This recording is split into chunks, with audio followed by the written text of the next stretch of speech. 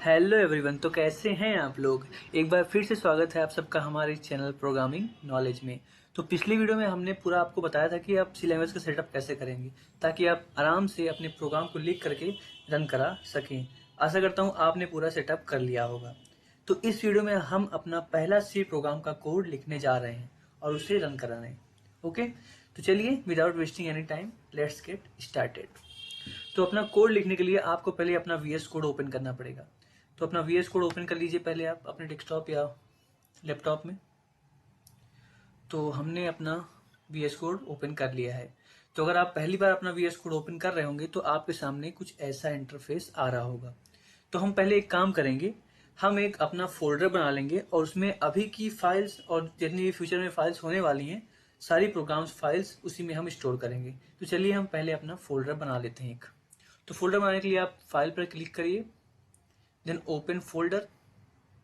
Then यहाँ पर आप जा करके यहाँ पर आपको फोल्डर बनाना है, जैसे हमको यहाँ बनाना है तो यहाँ पर जा करके हम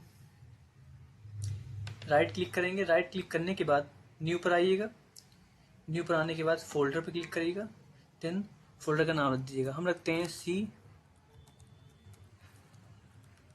लैंग्वेज। ओ क्या लिख दिया मैंने, लैंग्वेज टूट लिख देते हैं, समझ लीजिएगा। Okay, then select, then enter करके सिलेक्ट फोल्डर पर क्लिक करिए। देन आपका एक फोल्डर बन गया है, ये देख रहे हैं आपने, सी लैंग्वेज ट्यूट नाम का फोल्डर बन गया है। तो इस आइकन का मतलब समझ लीजिए क्या है। जैसे ये आइकन दिया गया है इसका मतलब है अगर आपको कोई भी न्यू फाइल बनानी है तो आपको वहां पर जाके क्लिक नहीं करना, आपको डायरेक्ट यहाँ पर क्लिक करेंगे तो आपकी एक न्यू फाइल क्रिएट हो जाएगी। अगर आपको न्यू फोल्डर बनाना है तो आप यहाँ पर क्लिक करिएगा तो आपके लिए एक नया फोल्डर बन जाएगा। ओके, तो हमने एक फोल्डर बना ही लिया है, अब हमें फाइल बनानी है। तो फाइल बनाने के लिए आप यहाँ क्लिक करिए, देन फाइल का नाम दीजिए। और एक चीज आप याद रखिएगा कि जितनी भी सी लैंग्वेज के प्रोग्राम बनेंगे उसका एक्सटेंशन डॉट सी से सेव होगा। ठीक है, एक्सटेंशन मतलब जो फाइल के लास्ट में जो लगते हैं, dot HTML, dot C, dot TXT, जितने भी होते हैं उसे एक्सटेंशन कहते हैं। तो हमारे सी लैंग्वेज का जो एक्सटेंशन है वो है डॉट सी। तो याद रखिएगा जितना भी आप प्रोग्राम का नेम रखेंगे वो डॉट सी नाम से जरूर सेव करिएगा, चाहे जो रखिए प्रोग्राम, कोई दिक्कत नहीं है, बस डॉट सी लास्ट में लगा दीजिएगा। तो हम पहले प्रोग्राम का नाम रखते हैं C1.C और इंटर करते हैं। तो हमारी पहली फाइल बन चुकी है। तो हम चाहें इसे हाइड भी कर सकते हैं, यहाँ पर क्लिक करिएगा तो हाइड हो जाएगा। तो अब जैसे कि देख रहे हैं यहाँ पर C1.C नाम से हमारी पहली फाइल बन चुकी है। अब हम इसी में अपना कोड लिखेंगे। तो चलिए लिखते हैं। आप एक काम करिए, आप पहले हमारा देख देख के एक एक स्टेप, एक एक कॉमा देख देख कर सिर्फ आप कॉपी कर लीजिए। ओके, देन आपको हम पूरा कोड एक्सप्लेन करेंगे। और एक्सप्लेन करेंगे तो आपको समझ में आ रहा है तो अच्छी बात है, अगर नहीं आ रहा है तो कोई बात नहीं है, क्योंकि पहली बार में किसी को समझ में नहीं आता है। अच्छी बात है अगर आपको समझ में आ रहा है, हल्का फुल्का समझ में आएगा, लेकिन हल्का फुल्का नहीं आएगा, कोई दिक्कत नहीं है। पहली बार में हमको भी समझ में नहीं आया जब हमने कोड ना लिखा था। धीरे धीरे जैसे ही आगे आप बढ़ते जाएंगे आपका पूरा कॉन्सेप्ट क्लियर होता जाएगा, आपको एक एक लाइन समझ में आएगी कि क्या हो रहा है प्रोग्राम में। ओके, तो डोंट वरी अगर आपको समझ में नहीं आता है। तो चलिए हम पहले अपनी फाइल को इंक्लूड करते हैं, हेडर फाइल्स को। हेडर फाइल्स क्या होती हैं आपको मैंने बताया था पिछले वीडियोज में, अगर नहीं पता तो तुरंत जाइए उसको देख करके तब आइए। ओके, तो हेडर फाइल्स को अपने प्रोग्राम में अटैच करें। इंक्लूड मतलब अटैच करके, उसका मतलब होता है कि आप जितने भी फंक्शंस आपके हेडर फाइल्स में रखे हुए हैं ना वो आपके प्रोग्राम में आ चुके हैं, आपने उसको अटैच कर दिया है, मतलब लिंक कर दिया है। ठीक है, तो उसको लिंक करने के लिए हम एक प्री प्रोसेसर का यूज करते हैं। प्री प्रोसेसर क्या होता है और फंक्शन क्या होता है ये सब आपको आगे बताएंगे, कोई दिक्कत की बात नहीं है। हैज इंक्लूड, आप बस अभी कोड लिखिए देख देख करके, CONIO, ये एक हेडर फाइल है। हेडर, इस हेडर फाइल में क्या होता है, इस हेडर फाइल में हमारे, इसका फुल फॉर्म होता है कंसोल इनपुट आउटपुट। मतलब हम जानते ही होंगे कि हम अपना प्रोग्राम सारा कंसोल पर रन कराने वाले हैं। तो कंसोल पर इनपुट और आउटपुट लेने के लिए हमें जिस फंक्शन का यूज पड़ेगा वो फंक्शंस हमारे इस हेडर फाइल्स में रखे हुए हैं। Then hash include stdio.h। अब इसका फुल फॉर्म क्या है, इसका फुल फॉर्म है स्टैंडर्ड इनपुट आउटपुट। ठीक है, मतलब जितने भी हमारे स्टैंडर्ड इनपुट आउटपुट लेने के फंक्शंस हैं और काफी सारे फंक्शंस हैं वो सारे फंक्शन इसमें स्टोर किए गए हैं। तो ये दोनों लाइन लिखने के बाद क्या हुआ है, जितने भी फंक्शंस इन दोनों फाइल्स में रखे हुए हैं वो सारे फंक्शंस आप यूज कर सकते हैं, आपके प्रोग्राम में वो लिंक हो चुके हैं। ओके, चलिए अब हम लिखते हैं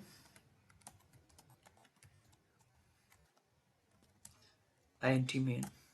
ओके, तो अब आप सोच रहे होंगे कि ये मेन क्या है। ठीक है, int मतलब होता है इंटीजर, मेन एक फंक्शन है। फंक्शन क्या होता है? फंक्शन एक कोड का ब्लॉक होता है, इसमें ढेर सारे कोड, लाइन ऑफ कोड लिखे रहते हैं और वो एक स्पेसिफिक टास्क को करने के लिए बनाया जाता है। ठीक है, ये फंक्शन कहते हैं इसको। फंक्शन अगर आपको समझ में नहीं आ रहा कोई दिक्कत नहीं, हम आपको आगे एक्सप्लेन करेंगे ब्रीफली। ओके, तो मेन एक फंक्शन है। मेन एक फंक्शन है और भी काफी सारे फंक्शन हम यूज करेंगे आगे, लेकिन मेन में एक खास बात है। खास बात क्या है?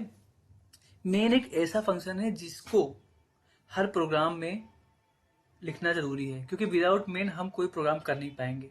क्यों नहीं कर पाएंगे कोई प्रोग्राम? क्योंकि जो हमारा कंपाइलर होता है ना, वो जब कंपाइल करना शुरू करता है तो हमारे प्रोग्राम में पहले वो ढूंढता है कि मेन कहाँ लिखा हुआ है।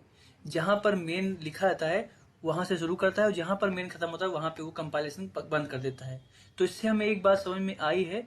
क्या समझ में आई है? कि हमें जो प्रोग्राम लिखना है वो हमें, ये ब्रैकेट दिख रहा है आपको, पैरेंथेसिस, यहाँ से शुरू हुआ, समझ लीजिए ये गेट है, और ये जो लास्ट वाला दिख रहा है ये इसका एंड पॉइंट है। और जो भी कोड आपको लिखना है आपको इस मेन के अंदर ही लिखना है।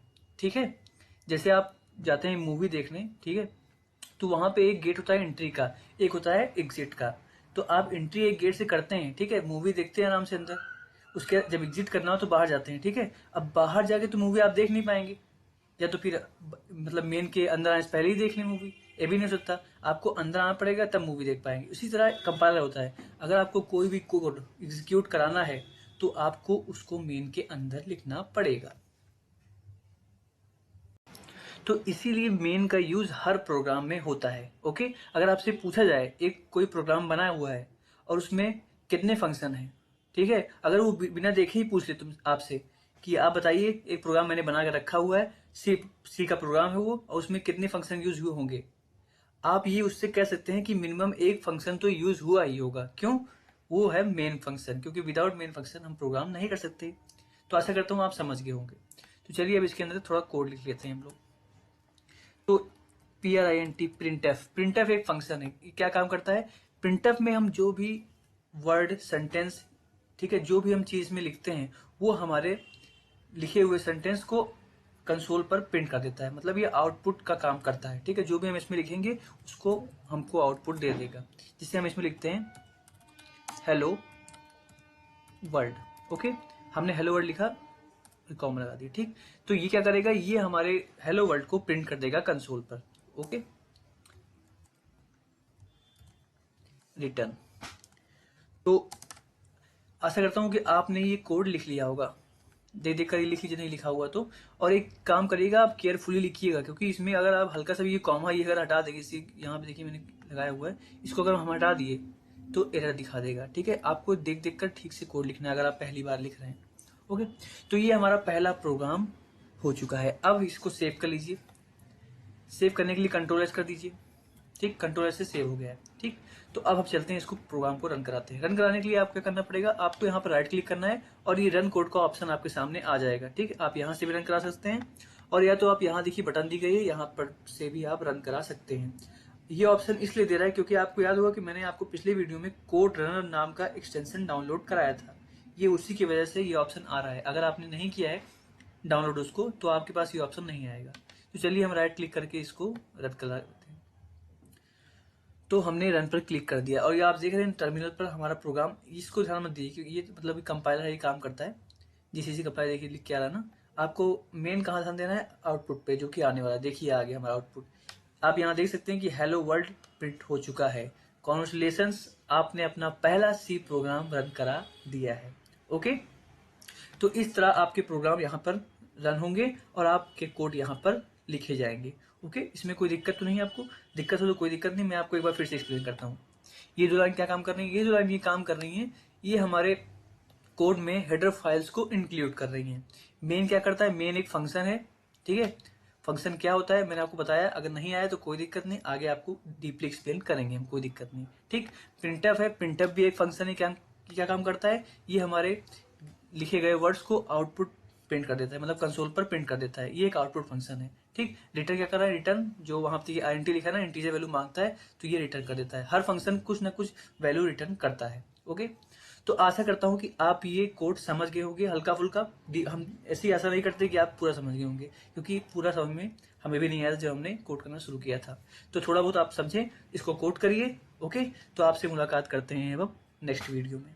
तब तक के लिए धन्यवाद।